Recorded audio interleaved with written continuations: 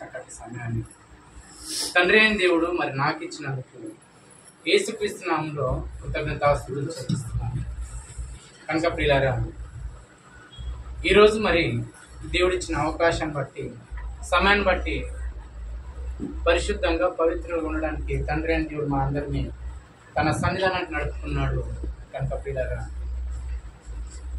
ఈ లోకంలో ఎందరికీ లేని భాగ్యాన్ని, ఎందరికీ లేని తరుణాన్ని ఈరోజు మనకు ఎందుకు ఇచ్చాడని ఆలోచించినట్లయితే, మనం ఏమైతే మిస్టేక్స్ చేస్తున్నామో కూర్చోయి, ఏమైతే మిస్టేక్స్ చేస్తున్నామో, ఏదైతే దేవుడికి ఇష్టమైన కార్యక్రమాలు చేస్తున్నామో వాటిని తన సన్నిధానంలో వాక్యం విన్న తర్వాత విడిచిపెట్టడానికి దేవుడు మన అందరినీ కల్పించుకున్నాడు. ఎవరికి అవకాశం లేని దాన్ని మనకి ఈరోజు దేవుడు ఇచ్చాడు. అర్థమవుతుందా పిల్లలు? ఎందరో పాపం చేస్తున్నారు, ఆ పాపం జీవితంలో బ్రతుకుతున్నారు. ఆ పాప జీవితాన్ని తన కుమారుడైన యేసుక్రీస్తు వారి మాటల చేత విని ఆ పాప జీవితాన్ని వాక్యం విన్న తర్వాత విడిచిపెట్టడానికి దేవుడు మనకందరికీ కృప చూపించాడు, కనికరించాడు. లోకంలో ఎందరికీ లేని తరుణాన్ని మనకి ఇచ్చాడంటే దేవుడు మనం ఎంతగా ప్రేమిస్తున్నాడో ఆలోచించండి. ఆయన ప్రేమకు ఏమిచ్చి రుణం తీర్చగలరు? ఆయన ప్రేమను దేనితో కొలవగలం చెప్పండి? ఆయన ప్రేమను ఈ లోకంలో ఉన్న ధనంతో కొలవగలమా? ఆయన ప్రేమను బంగారంతో కొలవగలమా ఈ లోకంలో? ఆయన ప్రేమను వజ్రాలతో కొనగలమా?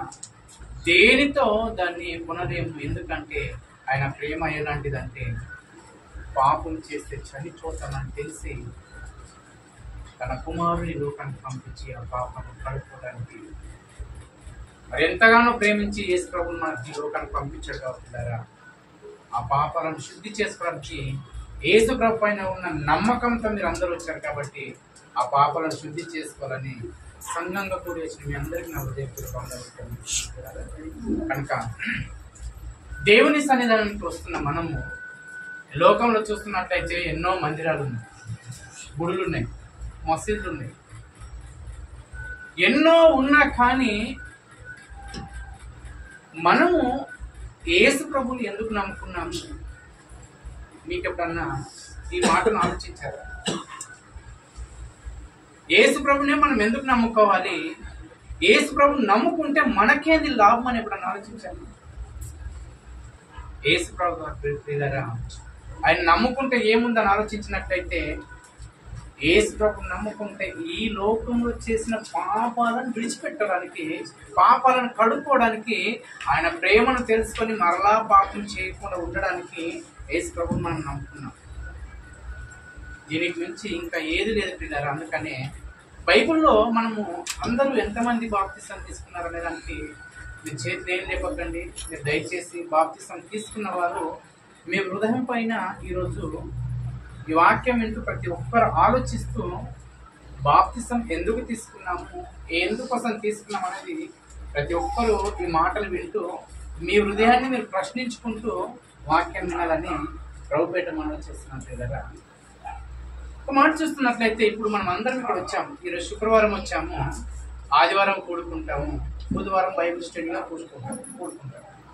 మనం అందరము ఎందుకు కూడుకుంటున్నాము అనేది మీకు నేను ప్రశ్నిస్తున్నాను. ఇలా కూడుకోవడంలో ఏముంది అనే దానికి నేను ప్రశ్నిస్తున్నాను. అసలు ఎందుకు ఇలా కూడుకోవాలి అని నేను ప్రశ్నిస్తున్నాను. ఎందుకు కూడుకోవాలి? పనులు వదిలిపెట్టుకుని ఇక్కడ ఎందుకు కూర్చోవాలి? కూర్చుంటే మనకేంది ప్రయోజనము, మనకేంది లాభము అని నేను అడుగుతున్నాను.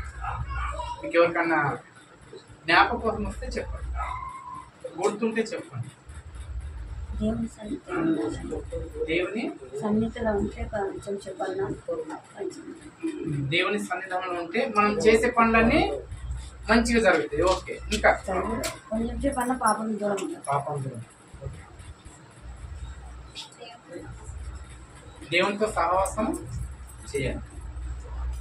అంటే నేను ప్రశ్నించిన ప్రశ్నకు జవాబు ఏందని ఆలోచించినట్లయితే, కొలస్సీలకు రాసిన పత్రిక పౌలు గారు కొలస్సీలకు రాస్తూ చక్కటి మాట చెప్తున్నారు కదా. దయచేసి పిల్లలు మాట్లాడద్దు, పిల్లలతో ఆటలాడద్దు, ఫోన్లు చూడొద్దు, అటు పిల్లలు ఎవరు తిరగొద్దు. కొలస్సీలకు రాసిన పత్రిక మొదటి అధ్యాయము 22వ వచనం చదువుకుంటూ ఈరోజు వాక్యాన్ని ధ్యానించమంటారా? కొలస్సీలకు రాసిన పత్రిక మొదటి అధ్యాయము 22వ వచనం చదువు. తన సన్నిధిని పరిశుద్ధులుగాను నిర్దోషులుగాను నిరపరాధులుగాను నిలవబెట్టుటకు ఆయన మాంసయుక్తమైన, అంటే మనమై మనం రావడం లేదు ఇక్కడ. దేవుడు మనల్ని పిలుచుకుంటున్నాడు. అర్థమవుతుందా? మన మనసు రానివ్వదు కదా. మన మనసు ఏముంటుంది తెలుసా? ఏం చర్చికి వెళ్తావులే పడుకో. మన ఆలోచన ఎలా ఉంటుంది తెలుసా? ఏం చర్చికి వెళ్తావులే తిను, ఏం చర్చికి వెళ్తావులే అక్కడ తిరిగేసి వస్తాం, ఏం చర్చికి వెళ్తావులే కొద్దిసేపు పడుకో, పని చేసి వచ్చావు కదా, ఏం చర్చికి వెళ్తావులే అని ఇలాంటి మనసు మనలో ఉంది. ఈ మనసు దేవుని సన్నిధానానికి రానియకుండా అడ్డుపడుతుంటే దేవుడు తన ప్రేమ చేత తన కృప చేత ఏమని పిలుచుకుంటాడు అని ఆలోచించినట్లయితే, తన సన్నిధిని పరిశుద్ధులుగాను నిర్దోషులుగాను నిరపరాధులుగాను నిలబెట్టుటకు మనల్ని దేవుడు పిలుచుకుంటున్నాడు. ఎందుకోసమమ్మా? ఇప్పుడు చెప్పండి. దేవుని సన్నిధానానికి మనం ఎందుకు వస్తున్నాం? మనం రావడం లేదు, మనల్ని దేవుడు పిలుచుకుంటున్నాడు. మన మనస్సు రావాలని ఉండదు, కానీ దేవుడు ఏం చేస్తాడు తెలుసా? ఆ మనస్సును మార్చి నా సన్నిధానానికి రాని మనల్ని మోటివేట్ చేస్తూ సన్నిధానానికి పిలుచుకుంటున్నాడు. ఆయన ప్రేమైంది. మన జీవితాలు బాగా కనిపించడం లేదు దేవునికి, పాపంతో కనిపిస్తున్నాయి జీవితాలు. ఈ జీవితాలు పాపంతో కనిపిస్తే ప్రాబ్లం ఏందని ఆలోచించినట్లయితే చనిపోతే నరకానికి వెళ్తారు.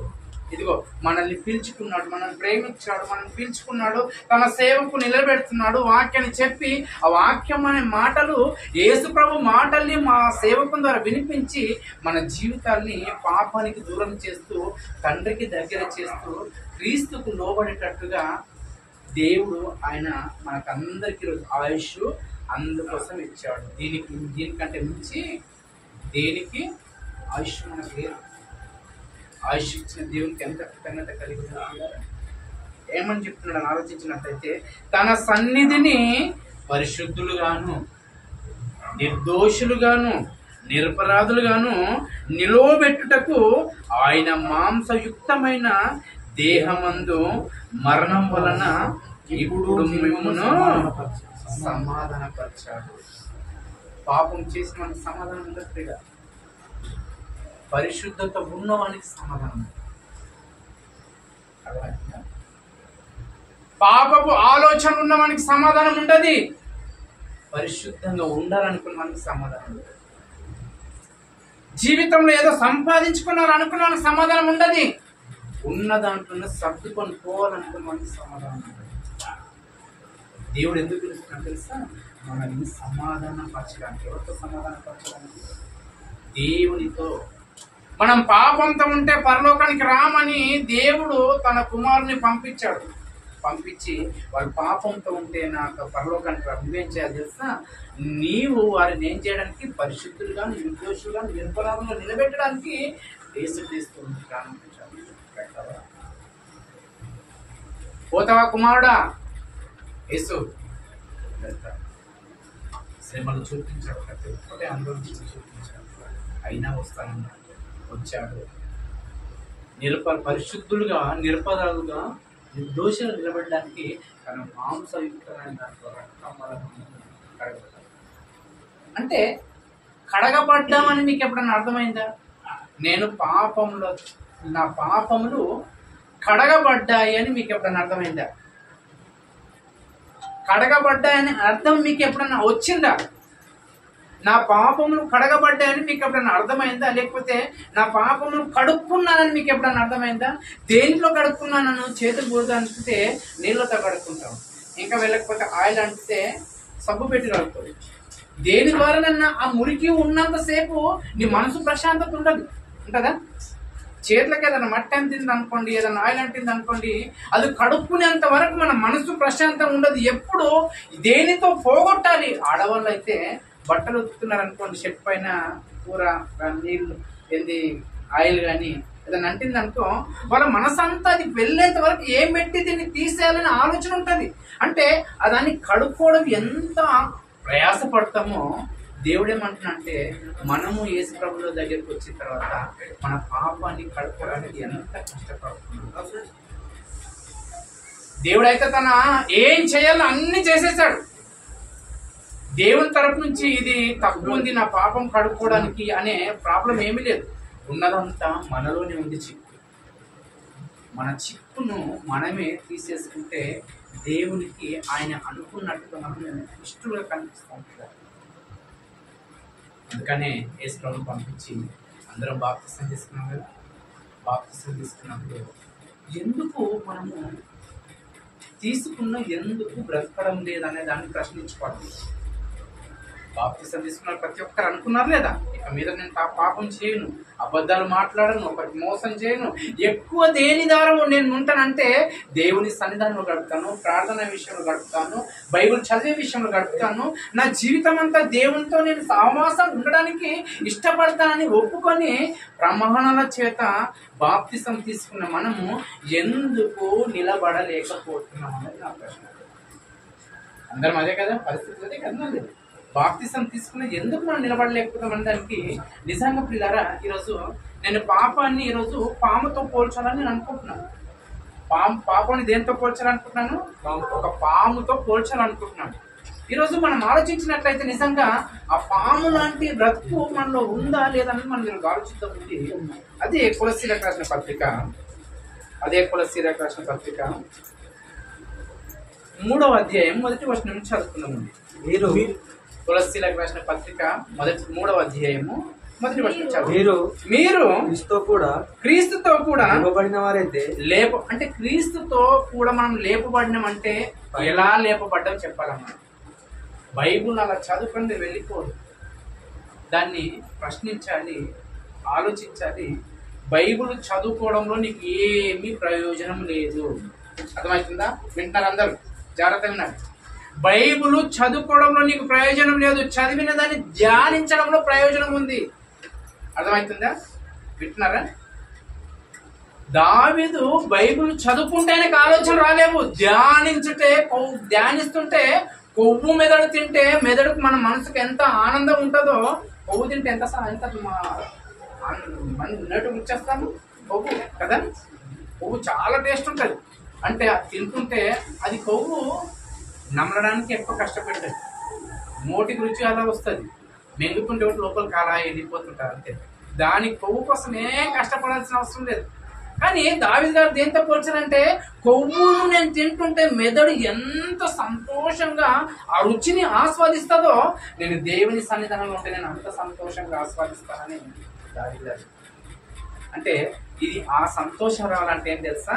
బైబుల్ చదవద్దని అనడం లేదు, కానీ బైబుల్ చదివిన తర్వాత దాన్ని ధ్యానించడంలో నీకు ఆ రుచి దొరుకుతుందని నేను ఒక సేవకునిగా మీకు చెప్పాలని ఇష్టపడుతున్నాను.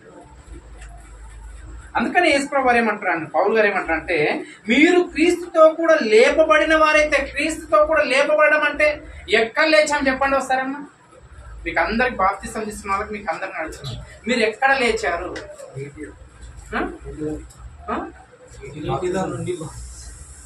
నీటిలో నుంచి పాపాన్ని అక్కడ పాతి పెట్టి అలా లేస్తుంటే పరిశుద్ధంగా కనిపిస్తున్నారు. దేవుడికి ఎలా తెలుసా? పాపం లేని ప్రతి జీవం కనిపిస్తుంది, ప్రతి ఒక్కరి మనసు కనిపిస్తుంది అక్కడ. అర్థమవుతుందా? నీళ్ళలో నుంచి ఎప్పుడైతే బాప్తిసం తీసుకొని ఇలా పైకి ఇలా ముంచేసి ఇలా పైకి లేస్తున్నామంటే నీ పాప జీవితాన్ని అంతా ఆ నీళ్ళల్లో పాతి పెట్టేసి పరిశుద్ధంగా లేవడానికి పైకి వెళ్తున్నావు. ఈ ఆలోచన మనకి ఎక్కడ వచ్చిందా? ఇలా పైకెళ్ళి ఇలా ముంచి ఇలా పైకెళ్ళి లేస్తుంటే, ఇప్పుడు బాప్తిసం తీసుకున్న మనకు ఇలా లేస్తుంటే ఏ ఆలోచన ఉండాలి? బాప్తిసం తీసుకున్న తర్వాత నీళ్ళ నుంచి పైకి వెళ్తుంటే అంటే, ఇప్పుడు చదవని పక్కన ఎంత బాగుంటుందో. పైనున్న వాటిపైనే వెతకాలంట. పైన ఏముంది? భూమి పైన ఏముంది? పైన ఏముంది అంటే, పైన అంటే ఎక్కడ? ఆకాశం అవతల ఏముంది, ఈ భూమి క్రింద ఏముంది, భూమిలో ఏముందని ఇక్కడ వెతుకుతున్నావా, పైన వెతుకుతున్నావా? అంటే నీ బాప్తిసం తీసుకొని నీళ్ళలో ఇలా లేపిన తర్వాత నీ ఆలోచనలన్నీ పైకి ఉండాలి. పైకి లేకుండా ఎక్కడున్నాయి చెప్పండి మన ఆలోచనలు? కిందికి ఎందుకున్నాయి? క్రిందికి ఎందుకున్నాయి? చదవని. ఇంకా క్రీస్తు దేవుని కుడి పార్శ్వమున కూర్చొని ఉన్నాడు. పైనున్న వాటి మీద కానీ పైనున్న వాటి అందే కానీ భూసంబంధమైన వాటి ఈ మీద వాక్యం చదవడానికి ఒక చిన్న ఎగ్జాంపుల్ నేను చెప్తాను. ఇంట్లో మనం అందరం కూర్చున్నాం, లేకపోతే ఒక పొలంలో పని చేస్తున్నాము, లేకపోతే ఎక్కడనో మనుషులందరూ ఒక మాట్లాడుతూ కూర్చున్నారు. అటు నుంచి నాగం పాము వెళ్తుంది. ఏం పామమ్మా? నాగం పాము వెళ్తుంది. వెళ్తున్నప్పుడు దాన్ని ఏం చేయాలనుకుంటారు చెప్పండి?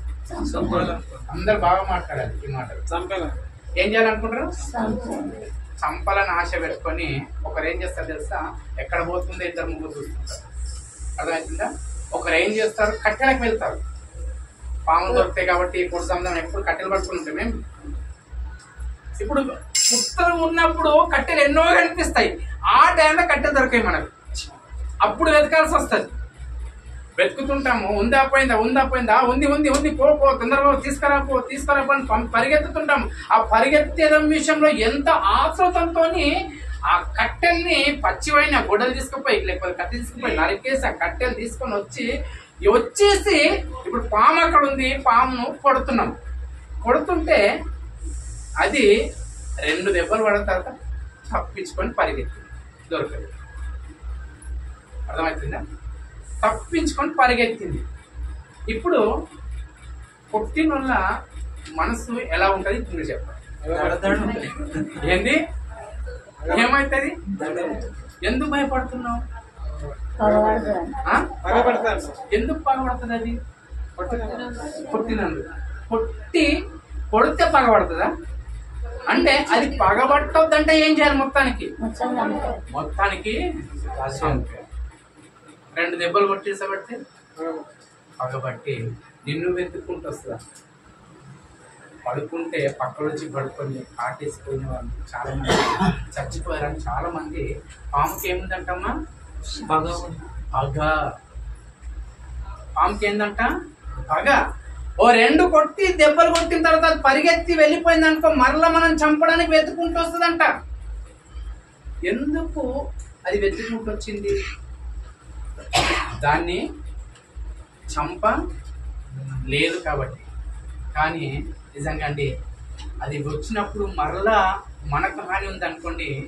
నేను నిజంగా అండి నేను చిన్న ఉన్నప్పుడు నాగిరెడ్డి అనే పటేల్ దగ్గర జీతం చేశాను. నాకు పాములు అంటే నాకు చాలా కోపం. అప్పట్లో పాములు అంటే నాకు చాలా కోపం.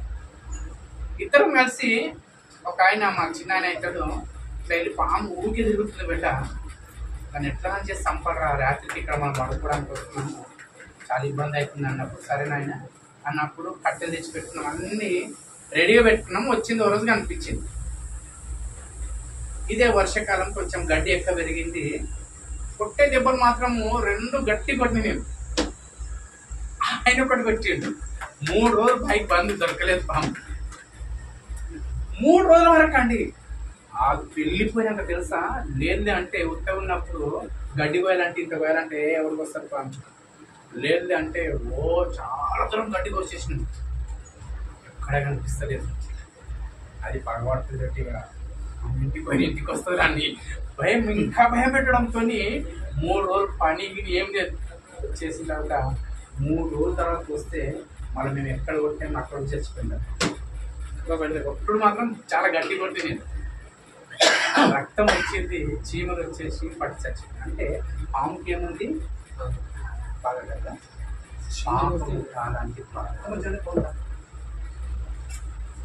నువ్వు బాప్తిసం తీసుకున్న దాని తర్వాత దాన్ని కరెక్ట్ చంపకపోతే నేను ఎప్పుడు వెంబడిస్తూనే ఉంటుంది పాపము. అర్థమవుతుందా? నేను విడిచిపెట్టదు. దాన్ని చంపకపోతే, పాపాన్ని చంపి నువ్వు పాతి పెట్టి ఆ నీళ్ళలో పెట్టకపోతే, ఆ నీళ్ళలో పెట్టిన తర్వాత సరిగా మనం పైకి లేవకపోతే ఆ పాపం మళ్ళీ మనం పట్టుకొని వస్తుంది. ఆ పాము ఏ విధంగా అయితే పగపట్టి ఉంటుందో ఆ పాపం నేను విడిచిపెట్టదు. అందుకనే పామును కొడితే చచ్చేంత వరకు కూడా కొడతారని. మేము చిన్నగా ఉన్నాం, ఇంకా చిన్నగా ఉన్నాం, అప్పుడు కొంచెం పెద్దగానే, అంతకన్నా చిన్నగా ఉన్నాం. మా నాన్న వాళ్ళు పామును చంపారు. చంపిన తర్వాత అంతా చచ్చిపోయిన తర్వాత తోక ఇట్లా ఉంటుంటుంది. మేము పోయి ఆ తోకను కొట్టేది. అర్థమైందా? ఏదాన్ని కొట్టేది? తోకను కొట్టి అలా సంతోషపడేవారం. నేను కొట్టి అన్నట్టుగా. ఇంకోటి పామును చంపిన తర్వాత దాన్ని కాల్చాలనే లక్షణాలు కూడా ఇంకా మనం చాలా మంది వస్తాయి. ఎందుకు? ఎవరు కొట్టారు ఇంకొక పాము వచ్చి ఆ కళ్ళలో చూస్తుందంట, ఆ కళ్ళలో కొట్టినోడు కనిపిస్తాడంట. అర్థమైందా? ఆ కళ్ళలో ఈడు కొట్టినోడు కనిపిస్తాడంట. చచ్చిపోతూ ఆ కళ్ళలో ఎవడు కట్టినోడు ఆ కళ్ళలో పెట్టి చచ్చిపోతుందంట. ఆ పాము వచ్చి వీళ్ళకి పగబడుతుందంట. అంటే పామును కొట్టి చంపిన తర్వాత ఏం చేసేవాళ్ళమ్మా? కాల్చేవాళ్ళు. కాల్చారా కదా? కాల్చేవాళ్ళు కదా. అంటే పాపాన్ని చంపి మనం కాలుస్తే కానీ మనం పాపం చెయ్యము. మనం పాపం ఎందుకు చేస్తాం తెలుసా? ఈ పాము లాంటి పాపాన్ని సరిగా మనం చంపలేదు. పాముని చంపకపోతే ఎంత ప్రాబ్లమో, నువ్వు పాపాన్ని కూడా చంపకపోతే అదంత ప్రాబ్లం. ఇప్పుడు చూడండి ఎంత బాగుంటుంది ఈ వచనం. చూడండి ఇప్పుడు 3వ వచనం చదవండాము. భూ సంబంధమైన వాటి మీద 2వ వచనం నుంచి చదవండి. పైనున్న వాటి మీద పైనున్న అంటే మనం బాప్తిసం తీసుకొని ఇలా పైకి లేచినప్పుడు మనం ఆలోచనలన్నీ ఎక్కడ ఉండాలి? పైకి వెళ్ళిపోవాలి.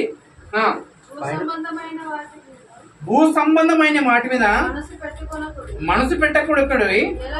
ఏలైనగా మీరు అంటే ఈ లోకాశంలో మనం చచ్చిపోవాలి. బాప్తిసం తీసుకున్నవాడు చచ్చిపోయామా? సగం సగం చచ్చిపోయామా? అర్థమవుతుందా? చచ్చిపోయామా? సగం సగం చచ్చిపోయామా? సగం సగం చచ్చిపోతే పాము ఆ పాపం మనల్ని విడిచిపెట్టదు. మనల్ని ఇంకా పాపం చేయిస్తూనే ఉంటుంది ఈ పాపం. అర్థమైందా? మనలో ఏ కొంచెం ఆ పాపం మిగిలి ఉన్నా ఆ పాపం మనం వెంట పడుతూ ఆ పాపం చేసేంత వరకు మనల్ని విడిచిపెట్టదు. ఎందుకు ఈరోజు మనం ఇంకా బాప్తిసం తీసుకున్నాం, మనం ఇంకా తప్పులు ఎందుకు చేస్తున్నామంటే మన పాప విషయాన్ని మనం ఇంకా కరెక్ట్ గా చంపలేదు, చంపి సమాధి చేయలేదు, సమాధి చేయకుండా కాల్చి దాన్ని పనికి రాకుండా చేయలేదు. అంటే ఒక పాము విషయంలో ఒక మనిషి ఇంత జాగ్రత్త పడుతుంటే మరి నిత్య జీవానికి వెళ్ళాల్సిన మన ఆత్మ కోసం మనం ఎంత ప్రయాసపడాలి, ఎంత కష్టపడాలి, ఎంత జాగ్రత్తగా బ్రతకాలి ఈ లోకంలో. అంటే పాపం అంటే ఏం తెలుసా? మన ఇంటి పక్కవాడి మనకు పగ ఇంటోళ్ళే పగ అవుతారు. అర్థమవుతుందా? మన పక్క ఫ్రెండ్సే పగ అయిపోతారు. అంటే ఈ పాపం ఎలా అంటే ఇప్పటి వరకు మాతో కూర్చునేవాడు ఇప్పుడు కూర్చుంటాడు. వాళ్ళతో మనం ఎందుకు మాట్లాడరా? మనకు అవసరానికి మనం ఏం హెల్ప్ చేయొద్దు ఇక, అంతే కదా. మనతో తిరగడం లేదు, వానికి ఎందుకు హెల్ప్ చేయాలి? చేయొద్దు ఇక. అంటే ఒక విశ్వాసి ఇలాంటిలోకి వస్తున్నా కానీ మనం ఎప్పుడు ఆ విషయంలో ఆలోచించొద్దని బైబిల్ మనకు ఖండితంగా చెప్తుంది. పైనున్న భూ సంబంధమైన వాటి మీద మనసు ఉంచొద్దంటే భూ సంబంధమైన వాటి ఏవి? భూ సంబంధమైన వాటి చెప్పండి. నిజంగా ప్రియులారా ఈ మాటలు చెప్తే మీరందరూ వీటిని విడిచిపెట్టారనుకోండి, వీటిని చంపుకున్నారు, ఆశను చంపుకున్నారనుకోండి, మనకు చనిపోయిన మరోక్షణమే, కన్ను మూసిన మరోక్షణమే మన పరలోకము ద్వారాలు తెరబడతాయి. ఈరోజు మనం ఇంకా ఎందుకు చచ్చిపోలేదు, ఎందుకు చావాలేము ఇంకా అంటే ఆ చచ్చిపోని ఏది, మనం చంపలేనిది ఏది? మీరు చెప్పండి ఇప్పుడు ఒకసారి. ఏం చంపలేదు, ఏం చచ్చిపోలేదు మనలో ఇంకా? పాపం అనకండి, పాపానికి ఎన్నో ఉన్నాయి, అన్ని మనం చేస్తలేం కదా. ఇప్పుడు 10 పాపాలు ఉన్నాయంటే ఆ 10 పాపాల్లో 10 చేస్తలే, మనం ఏదో ఒకటి చేస్తున్నాం. అబద్ధాలు ఇలాంటి ఎందుకు అంటే ఇంకా చెప్పండి. అబద్ధాలను ఒకరు అన్నది ఇంకా చెప్పండి. అందరు ఇలాంటివి చెప్తుంటే మన ఆలోచన కనకరాజు మన ఆలోచన ఇంకా అందరు చెప్పిన దానికి నేను భిన్నంగా చెప్తాను. ఎందుకంటే అదే కరెక్ట్ కాబట్టి. మీరు చెప్పినా సంతోషం, చెప్పండి. నీకంటే మేము మంచి చెప్తామంటే సంతోషం, చెప్పండి. మనము దేనిని చంపలేదు, అది చంపితే కానీ మనం పాపంలో జయించిన వారం కాదు. కరెక్ట్ చెప్పాడు. ఇది చంపాలి. ఎవరు చంపుతారు పాపంతో? నేను చెప్తున్నా అనుకుంటా, బైబిల్ చెప్తారు. చదువు 5వ వచనం చూడండి ప్రియులారా. ఇగో అంటే పైకి లేచిన వాళ్ళు వేటిని చంపాలి ఇక్కడ దేవుడు చెప్తాం. పౌలు గారు చెప్తున్నారు, వేటిని చంపకపోయి పాము లాంటి పగ పడుతుంది. అంటే ఈ పగ ఎలా ఉంటుంది ఇప్పుడు చెప్తాను. కావున భూమి మీదనున్న మీ అవయములను అనగా జారత్వమును అపవిత్రతను కామాతురతను దురాశను విగ్రహారాధన ధనాపేక్షను ఏం చేయమంటున్నాడు? చంపండి. ఇది చంపకపోతే క్రైస్తవుడు బాప్తిసం తీసుకున్న తర్వాత ఏం చేయాలి తెలుసా? డబ్బు మీద ఆశను చంపుకోవాలి. ఇంకా సంపాదించాలని ఆశలు వస్తున్నాయా?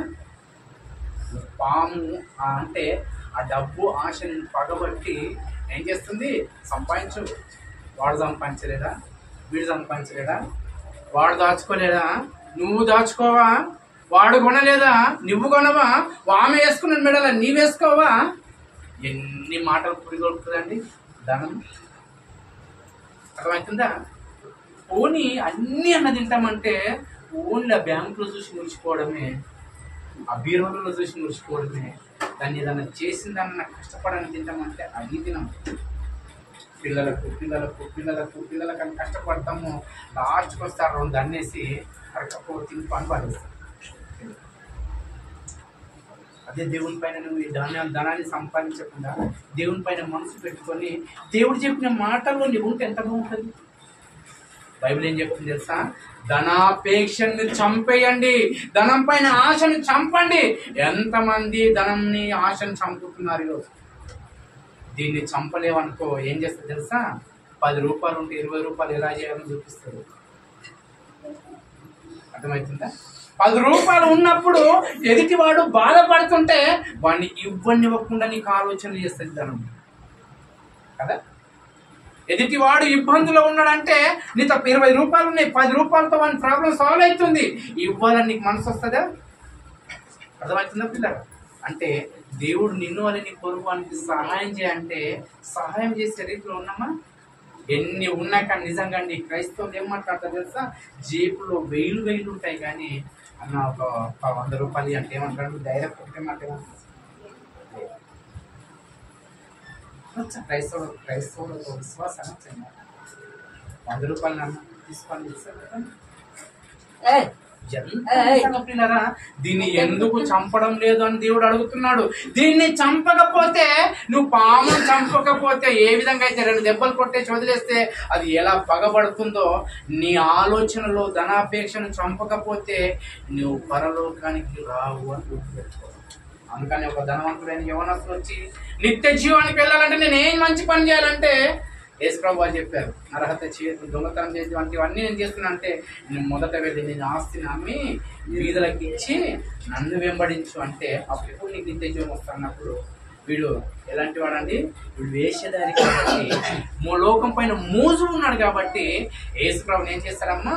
యేసుప్రభు మాట చెప్పగానే ఏడ్చుకుంటూ వెళ్ళిపోయాడంట యవనస్తుడు.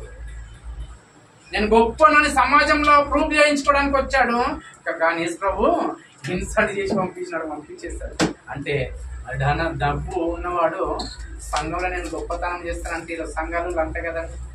గవర్నమెంట్ జాబ్ ఉన్న వాళ్ళకి పెద్ద పెద్ద పదవులు, డబ్బు ఉన్న వానికి సంఘంలో పెద్ద పదవులు, కూలీ చేసుకున్న వానికి ఏముంటుందా? అర్థమవుతుందా?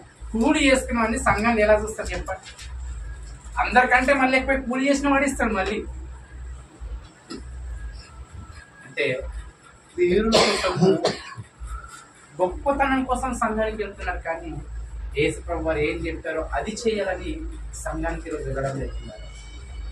ఏం చంపాలి చెప్పండి అన్న? దయచేసి చెప్తున్నాను, ఈ మాటలు మనం వింటున్న మనము అదృష్టవంతులము. దేవుడు మనల్ని ప్రేమించాడు. దేవుని యేసుప్రభు వారి మాటలు మనకు వినిపిస్తున్నాడు. విన్న తర్వాత పరిశుద్ధాత్మ దేవుని సహకారంతో వీటిని చంపాలి. వీటిని చంపాలి. ఎందుకు లేట్ వచ్చాను? దేన్ని ఆశించి లేట్ వచ్చావు? దేనికోసం మనం ప్రాకులాడుతున్నాం చెప్పండి?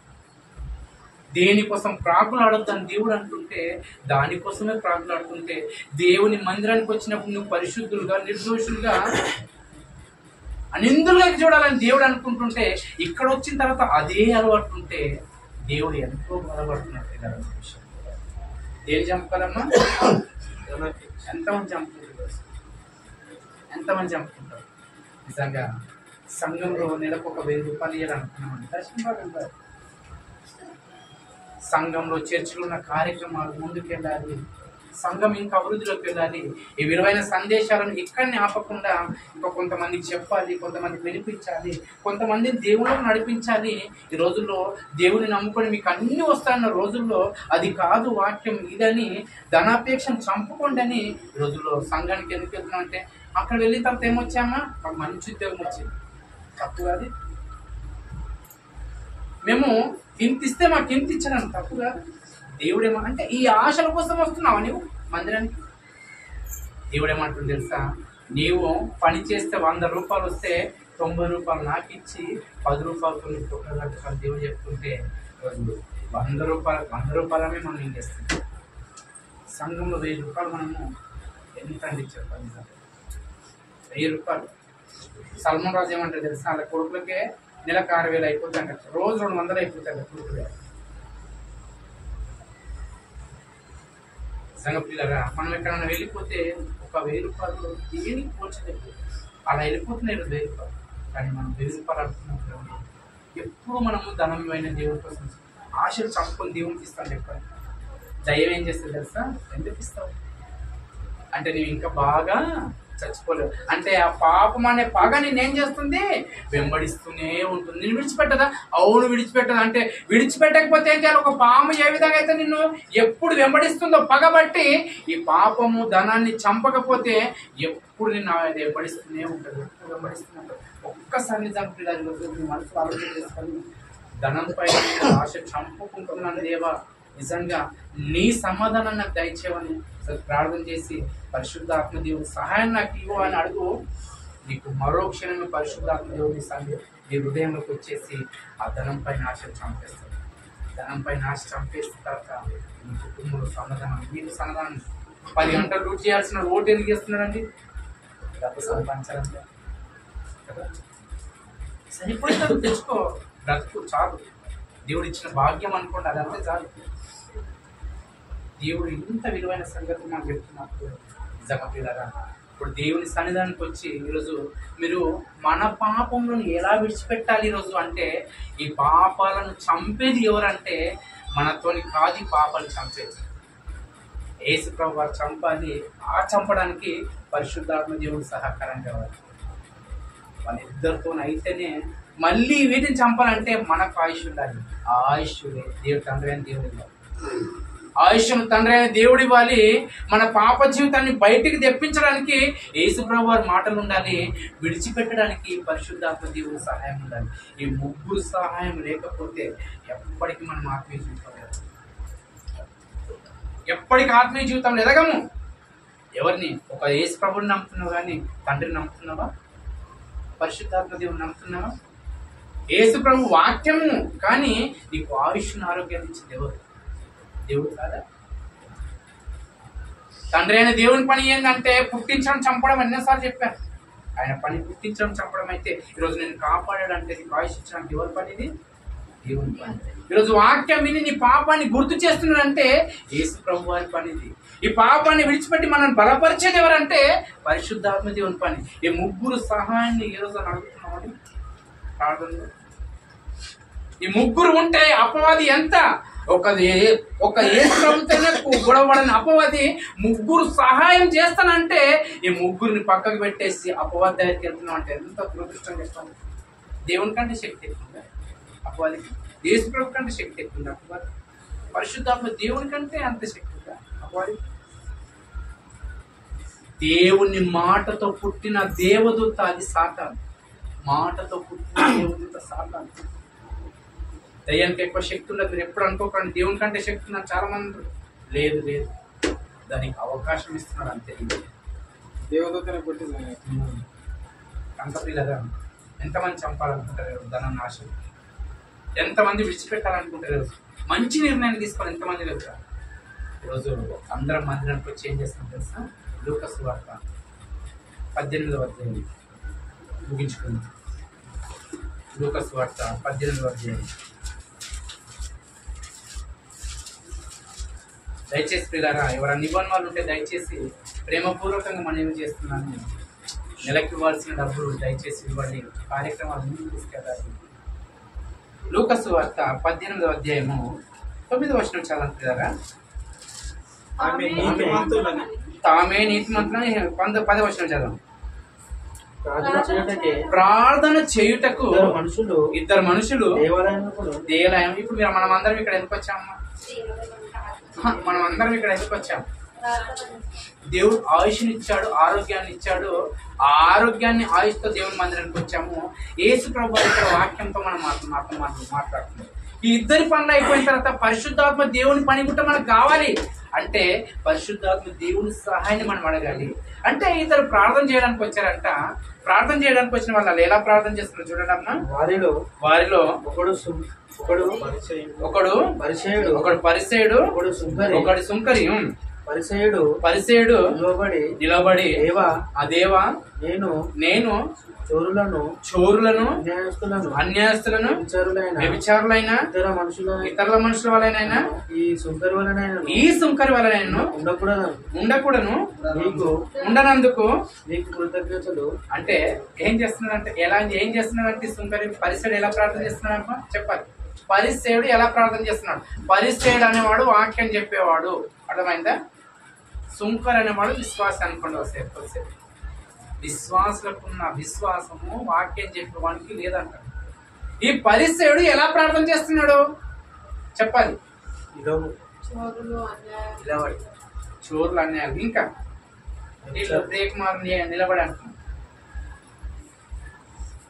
ఇంకా పరిసయుడు ఎలా ప్రార్థన చేస్తున్నాడు? ఇందులో చాలా ఉన్నతమైన మాటలు దాగున్నాయి పిల్లలు. తన గొప్పలు తను చెప్పుకుంటున్నారు, అందరు చెప్తారు. తన గొప్పలు తాను చెప్పుకొని ప్రార్థన చేస్తున్నారు, అందరు చెప్తారు. కానీ దేవుడేం చెప్తారు చేస్తా, యేసు ప్రభువు ఏం చెప్తారు చేస్తా, వాడు మోకరించి ప్రార్థన చేయడం లేదా ఎలవబడ్డాడు. యేసు ప్రభు ప్రార్థన చేస్తాడు, మోకరించాడు. అపోస్తలుల పౌలు గారు మోకరించాడు. స్టెఫెను రాళ్లతో కొట్టి చంపుతున్న మోకరించి ప్రార్థన చేశాడు. గుర్తించుకోవాలి మీరు. చూస్తారన్నమాట.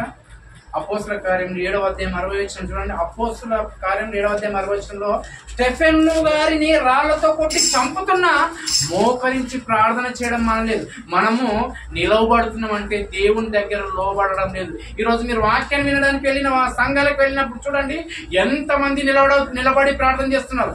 వాళ్ళ ప్రార్థన దేవుడు వినుడుగాక రాసి పెట్టుకోండి మాట. ఏ సేవకుడైతే నిలబడి ప్రార్థన చేస్తాడో ఆయన ప్రార్థన దేవుడు విన్నాడు. గుర్తుంచుకోవాలి.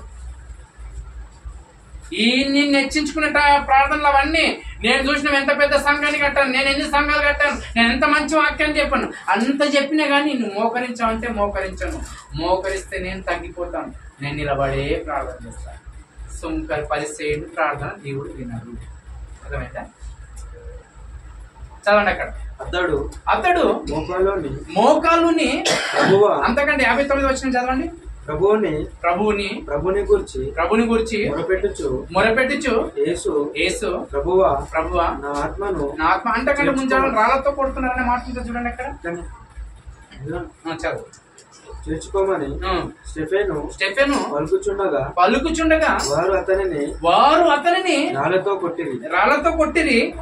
అతడు మోకాల్లోనే ప్రభువా అంటే ఎంత గొప్ప ప్రార్థన అండి. నిజంగా చనిపోతున్న మోకరించడం మానడం లేదంటే ఎంత గొప్ప, నిజంగా ఎంత విశ్వాసం అండి. వీలైతే ఆదివారం ఈ వాక్యాన్ని కింది భాగం చెప్తాను. ఈ కింది వాక్యం స్టెఫెన్ గారి గురించి ఎంత గొప్పగా స్టెఫెన్ గారిని ఆ బ్రతికిన కొద్ది కాలంలో ఎంత ఘనంగా బ్రతికాడు స్టెఫెన్ గారు అంటే రాళ్లతో కొడుతున్నా చచ్చిపోతున్నా మోకరించడం మనలే. అంటే ఈరోజు ఎంతమందికి రాళ్లతో కొట్టి చంపుతున్నారండి? ఎందుకు మోకరించడం లేదండి మందిరంలో? ఎందుకు మనం విధేయతలో దేవుని గణించడం లేదు? ఎందుకు మనల్ని మనం తగ్గించుకోవడం లేదు?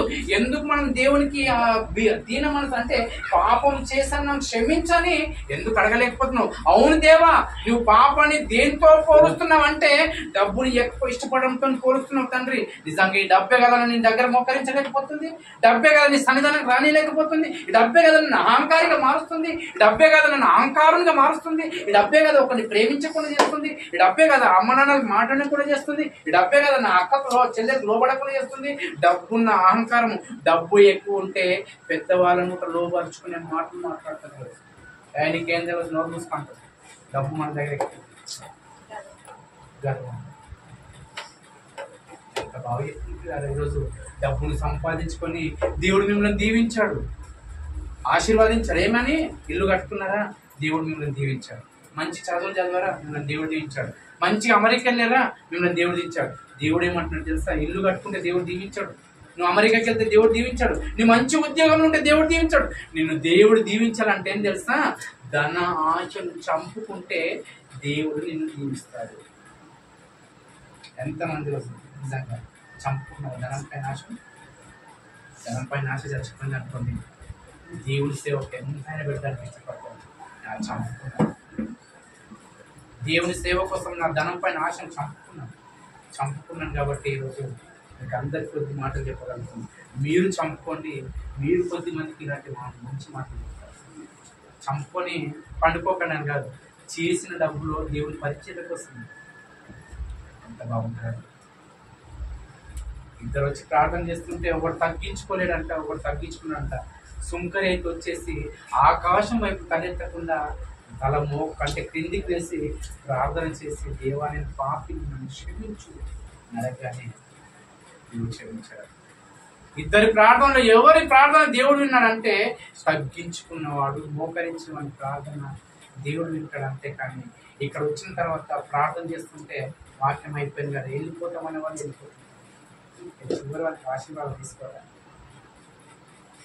అంత పనులు ఏమిటో చెప్తున్నాను. వాక్యం ఏంటో మధ్య తీసుకో, అంత పనులు ఏమిటో. వాక్యం వినడానికి అంత లేట్ వస్తుంది, ఎందుకు వస్తుంది చెప్పాలి అంటే మనకి ఇంకా మనలో ఏం చంపలేదమ్మా? ఏం చంపలేదు? ఆశలు చంపలేదు. ఏం ఆశలు? శరీర ఆశల్ని చంపలేదు. అంటే బాప్తిసం తీసుకున్నప్పుడు ఇలా లేస్తున్నప్పుడు వీటన్నిటిని చంపి పాతి పెట్టాలి, కానీ దీన్ని పాతి పెట్టకుండా మళ్ళీ కొన్నిటి వెంట తెచ్చుకున్నాము. అవేం చేస్తున్నా తెలుసా? చచ్చిపోయేంత వరకు మనం విడిచిపెట్టాను. అర్థమవుతుందా? చచ్చిపోయి వాక్యం ఇలా పత్రిక చదువు ఎంత బాగుంటుంది. కొలసీల రాసిన పత్రిక చదువు ఎంత, ఈ మాటలు ఇట్లా మనసులో పెట్టుకొని ఆ పత్రిక చదవడం ఎంత బాగుంటుంది. నిజంగా ధనానాశ చంపుకోమన్నాడా అంటే ఇంకేం చంపుకున్నాడు నన్ను. కొలసి పత్రిక అంతా చదవండి, మీకు ఎంత మంచిగా అర్థమైంది తెలుసా? ఇది చదవము, ఏదో చదువుకుంటూ వెళ్ళిపోతాం, చదవము ఆ చదవము. ధ్యానం ఎక్కడ పోయింది? ధ్యానం లేనప్పుడు ఈ వాక్యం ఎక్కడ అర్థమవుతుంది? ఎందుకు వచ్చాము మనం దేవుని సన్నిధానికి? పరిశుద్ధులుగాను, నిర్దోషులుగాను, నిరపరాధులు ఉంటకు దేవుడు మనల్ని పిలుచుకున్నాడు. ఆయన రక్తంలో కడగబడ్డాను. కానీ ఎవరు వెన్నుపోటు పడుతున్నా తెలుసా? దేవుని సన్నిధానానికి వచ్చి దేవుని వాక్యం వింటూ ప్రార్థన చేస్తూ యేసు ప్రభుకే వెన్నుపోటు పడుతుంది. మనమే క్రైస్తవం.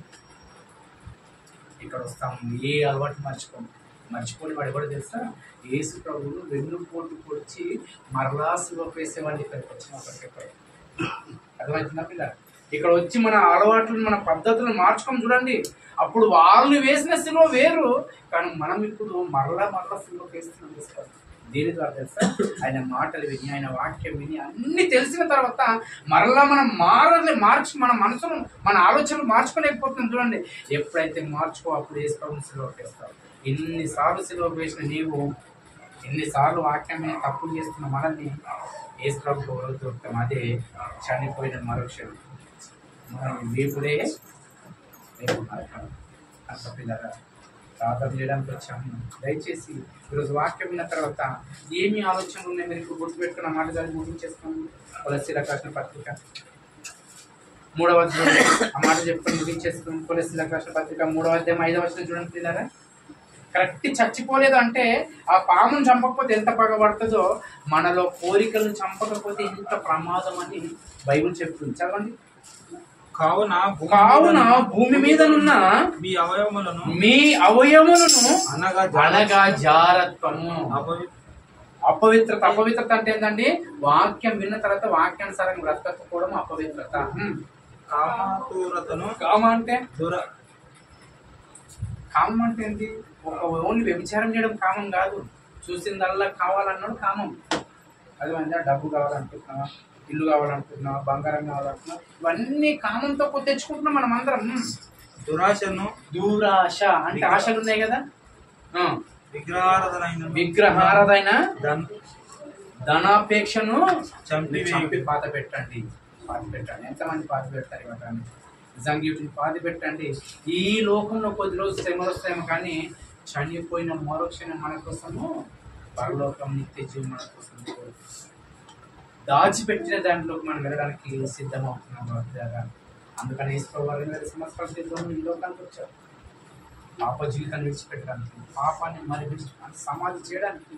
అని అందుకనే ఏ పాపం చేయకుండా అందరికీ చనిపోయిన తర్వాత మళ్ళీ మీకు జీవాన్ని ఇస్తానడానికి యేసుప్రభు గారు చనిపోయి తిరిగి లేచాడు. మనకు ఆ జీవం ఉందని నమ్మితే, యేసుప్రభుని విశ్వసిస్తే ఈ రోజే నీ హృదయంలో పాపాన్ని విడిచిపెట్టడానికి మనందరం సిద్ధపడాలి. ఆయన రక్తానికి మనము వెలవిచ్చుకున్నాడు మనల్ని. అది విలువలేని విధంగా మనం చేయదు. కాబట్టి మన కోసం యేసుప్రభు ఇంత శ్రమ పడ్డాడు, కష్టపడ్డాడు.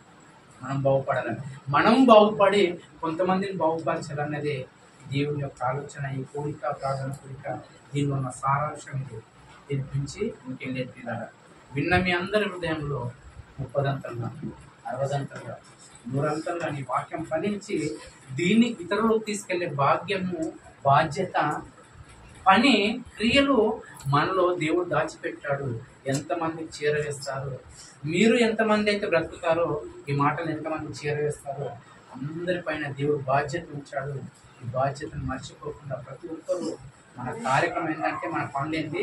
దేవుని సన్నిధానికి కరెక్ట్గా రావడము, వాక్యం వినడము, అలా బ్రతకడము, ఇతరులకు చెప్పడమే మనకి ఇచ్చిన పని. కాబట్టి ఈ పనిలో మనం అందరము ఐక్యమత్యం కలిగి ఒకరినొకరు ప్రేమించుకుంటూ, ఒకరినొకరు అర్థం చేసుకుంటూ, ఒకరి పట్ల ఒకరు భారం కలిగి ఉండడానికి సిద్ధపడాలని కోరుకుంటూ, అందరూ ఈరోజు ఈ వాక్యంలో విన్నదాని ప్రకారంగా ఏవైతే మనలో ఉన్నాయో వాటిని విడిచిపెట్టి మరల చేయడానికి, చేయకుండా ఉండడానికి. పాము ఎంత పగబడుతుందో పాపం అంత పగబడుతుంది. దాన్ని మొత్తాన్ని చంపకపోతే అని గుర్తుంచుకుని మాటలు మన మనసులో ఉండాలని కోరుకుంటూ మాటలు ముగిస్తున్నట్టుగా చేసి అందరూ మోకరించినట్లయితే దయచేసి అందరు మోకరించండి. చీరలు బయటేసాను. శ్రీకుమార్, చీరలను బయటే అందరు మోకరిస్తారు.